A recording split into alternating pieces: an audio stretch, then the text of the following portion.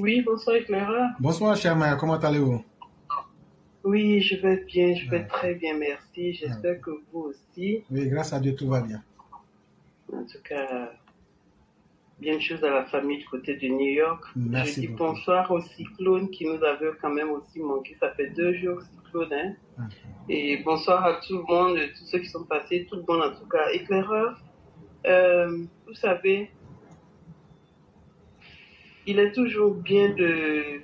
En fait, je veux dire, il ne sera jamais assez de revenir sur nos lamentables opposants. Et c'est ce que vous avez fait ce soir dans une partie de votre éditorial.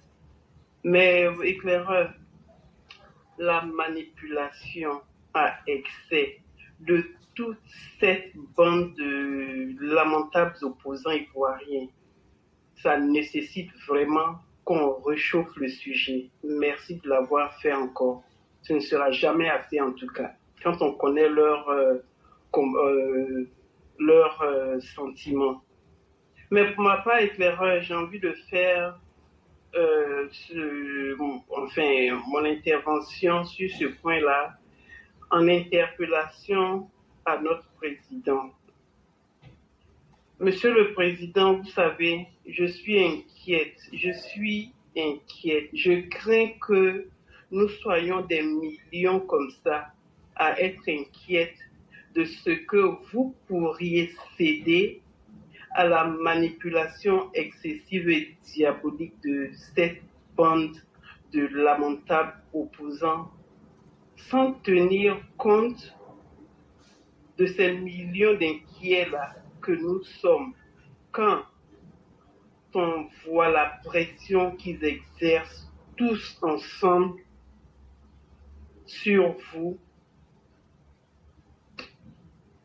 et que, Monsieur le Président, il ne faut pas céder. Et ça nous cause une inquiétude. Ma crainte,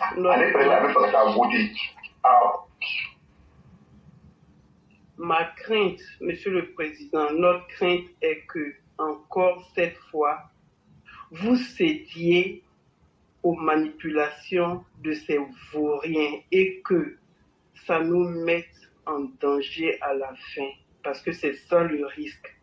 Quand vous les entendez tous vous réclamer une amnistie et leurs supposés noms qui doivent être inscrits sur la liste électorale, sous prétexte que cela provoquerait un apocalypse si leur amnistie et leur maudit nom ne leur étaient pas accordés.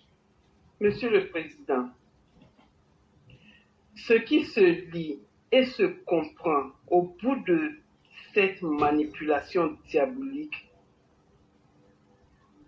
je pense que c'est encore le danger que nous risquons une fois que toutes leurs sentences leur seront levées. C'est une évidence aujourd'hui. Éclaireur l'a maintes fois rappelé. Qu'est-ce que nous devenons, Monsieur le Président, si ces éternels malfaiteurs étaient amnistiés alors qu'ils n'ont jamais montré de rédemption d'aucun de leurs crimes jusqu'à ce jour, depuis que avril 2011 est passé, Monsieur le Président, nous sommes plus qu'en paix. Eh bien, c'est le plus important aujourd'hui. Si par contre, vous cédez à la pression diabolique, cette pression diabolique de ces malfaiteurs, de ces malfrats, il faut craindre que nous soyons livrés encore à plus de tumulte qu'auparavant. Il faut le croire. Et pourquoi ces tumultes? Pourquoi ce danger? Parce que les habituelles victimes que nous autres sommes n'allons plus nous laisser faire, Monsieur le Président. Ce n'est plus possible, ce n'est plus à l'ordre du jour. À ce moment-là, vous ne pourrez, Monsieur le Président, vous ne pourrez rien faire, sauf vous sentir responsable de la situation, et ça sera l'objectif atteint pour ces malheureux êtres dits opposants. Il ne faut plus nous exposer, Monsieur le Président. Vraiment, il ne faut plus nous exposer à ces gens-là. Monsieur le Président, que vous les amnistiez ne les amènera jamais, jamais à de meilleurs sentiments pour la Côte d'Ivoire tant que c'est vous qui êtes au pouvoir. Cette bande de malicieux, c'est une évidence, c'est une autre évidence, Monsieur le Président. Aussi, il ne faut pas perdre de vue que une fois amnistiés, ils vont s'en servir implacablement contre vous. Ça encore, je le rappelle parce que Éclaireur l'a dit et redit dans ses émissions. Ils vont vous le servir de façon implacable. Et ça ne sera que trop tard, malheureusement. Il est plus que clair que si cela pouvait être des gens bien un jour, ils devraient être tout au moins reconnaissants, d'être libres de tout leur mouvement en lieu de nous faire des menaces de 2025 que nous auditionnons tous d'eux aujourd'hui. Monsieur le Président, leur amnistie nous correspond inéluctablement à un danger. Ça serait notre coup fatal. Et c'est là qu'est ma crainte. C'est là qu'est la crainte de ces millions de personnes comme moi. Est-ce qu'il faut nous sacrifier cette fois encore en écoutant des voyous de la République? Eh ben non, non et non. Monsieur le Président, il faut laisser ces gens vivre les conséquences de leurs actes au moins. Trop de crimes se sont faits par ces gens-là qui ne reconnaissent pas encore jusqu'à maintenant. C'est des gens qui n'abandonneront jamais de vous mettre leur pression diabolique et c'est ce qu'ils savent faire, c'est leur point fort. Mais que faire dans ce cas, cher père, cher président, que faire? Pour ma part, je pense que rien du tout. Si, par contre, on a foi que le temps fait toujours bien les choses, quand on est surtout serein, il faut juste laisser le temps faire. Ça veut aussi dire qu'il est crucial aujourd'hui de laisser ces gens subir les conséquences de leurs actes pour prévenir la tentation chez les autres un jour, éventuellement. Sinon, que va devenir notre société si à chaque fois ces gens dits politiciens doivent s'en sortir sans aucune sanction sans aucune sanction réelle. Donc, Monsieur le Président,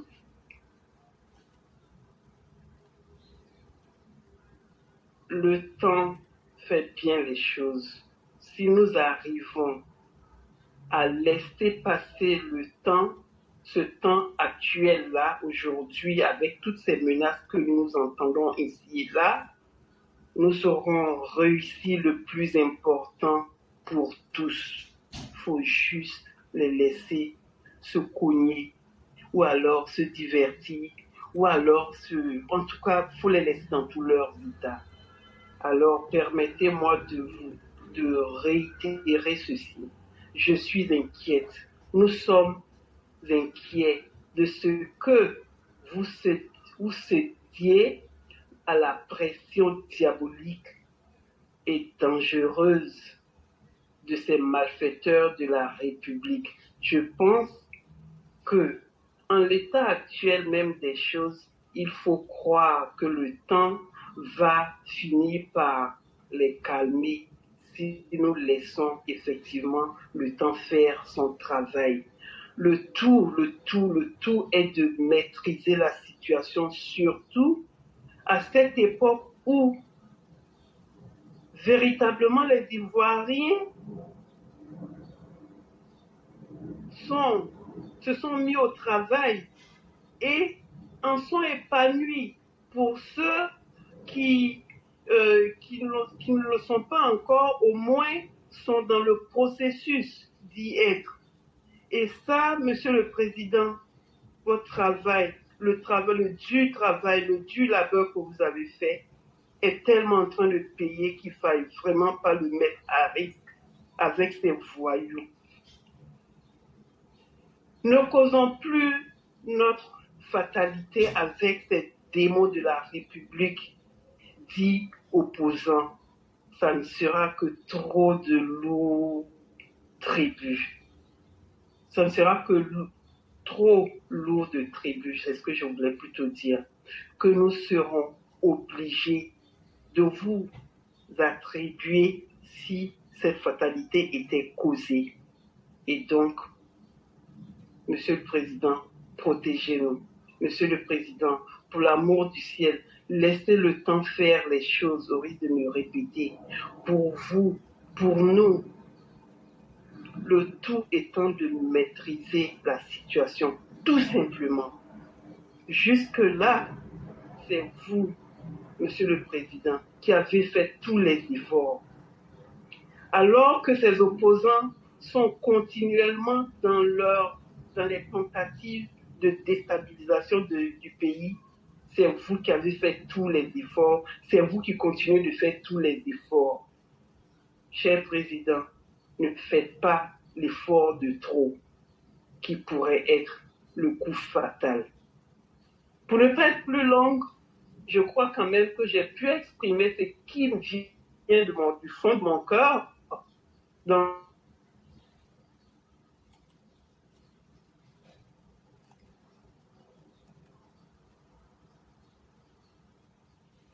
Alors, je vais...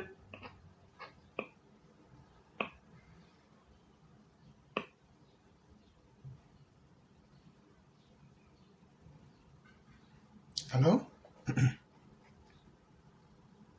Est-ce que Mère Aki arrive à nous entendre? Oui, je suis là. Oui, je suis là. Okay. Et donc, Allô? nous vous disons merci. Merci infiniment de tout ce que vous venez de dire.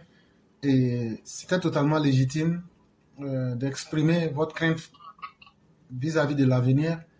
Mais en même temps aussi, soyez-en rassurés, le président Ouattara n'est pas un homme qui fait du commerce facile ou bien qui est dans les sentiments d'à peu près. Comme tout dernièrement, M. Seba Congo le disait, c'est quelqu'un qui brille par sa lucidité légendaire. Et déjà, même ses propos, quand vous savez les prendre, il vous fait comme ça savoir que la Côte d'Ivoire, il ne la laisserait pas avec n'importe qui. Ce sont des éléments déjà, des signaux qui sont forts et qui nous avertissent que le président voit tous ces aspects-là. Et quant aux opposants, sachez que les aboiements d'un chien en fin de vie sont les plus stridents. Et ne vous en inquiétez point. De toute façon, la mort de cette opposition, elle est déjà proche et elle est déjà programmée depuis belle durée. Mais ce qui est intéressant, c'est que cette opposition a créé elle-même les conditions de sa propre mort, de son autodestruction. Et soyons sereins, ce n'est qu'une question de temps. Voilà des gens sans plan. Voilà des gens sans ambition. Voilà des gens qui ne sont même pas capables de reconnaître leurs erreurs. Mais nous leur disons simplement, s'ils ont vraiment besoin d'amnistie, qu'ils soient capables de nous dire comment on appelle quelqu'un qui demande une amnistie. Et pourquoi quelqu'un qui n'a rien fait va demander une amnistie. Quand on n'a rien fait, on reste serein et on laisse les choses se faire parce que dans la vie, comme vous l'avez dit, le temps finit par tout mettre en ordre. Ça, il n'y a aucun être humain qui peut empêcher cela. On peut mentir sur vous, on peut vous vilipender, on peut vous rendre grand quand vous n'êtes pas grand, mais la vie elle-même finit par remettre naturellement toute chose à sa place. Que je fût Laurent Gbagbo ou X ou Y, si je n'ai rien commis, que ma conscience ne me reproche rien. C'est ce que le père Koulibaly dit toujours. On ne peut pas aller au-delà de sa propre conscience. Mais en même temps, c'est notre conscience aussi qui est notre juge le plus implacable.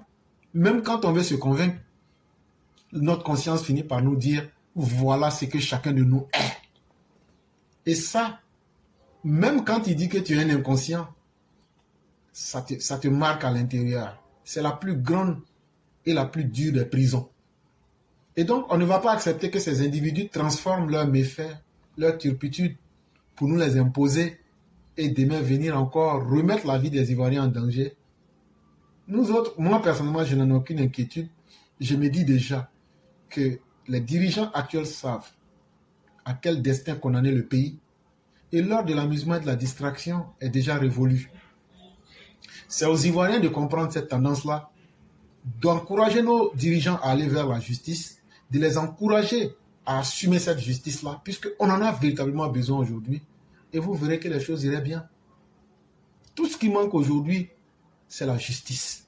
Si elle est appliquée, vous verrez que la Côte d'Ivoire rentrerait, même ces criminels-là rentreraient dans les rangs. Mais ne désespérons pas, parce que tout ne peut pas se corriger au même moment.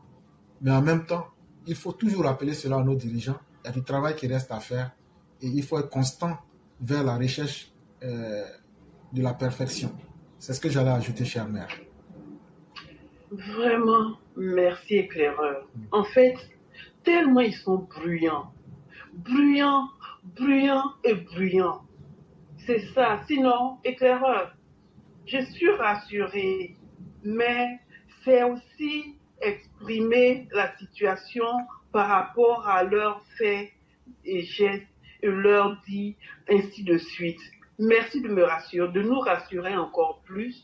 Je sais qu'on est tranquille avec le président Ouattara, mais avec le niveau, enfin le degré de leur,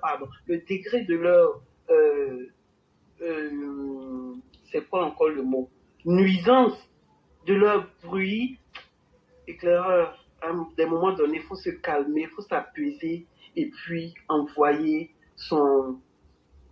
et dire son message. C'est ce que j'ai essayé de faire. Merci. Vraiment, tout chaque mot de ce que vous avez ajouté a vraiment sa place dans ce fait-là. Merci beaucoup.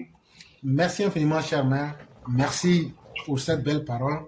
Continuons à faire confiance au président Ouattara. Peut-être que c'est un simple mot, mais c'est quelqu'un qui ne nous décevra pas. C'est vrai qu'il aura des incompréhensions, des choses que nous ne comprendrons pas, mais faisons-lui confiance. Et je pense que les lendemains pour la Côte d'Ivoire seront meilleurs. Ça, il n'y a point de doute là-dessus. Merci infiniment. Inch'Allah. Et on va vous souhaiter une excellente nuit du côté de Londres. Merci. Je vous en prie. Bon travail encore pour aujourd'hui, cette fois. Merci beaucoup. Merci beaucoup. Merci beaucoup.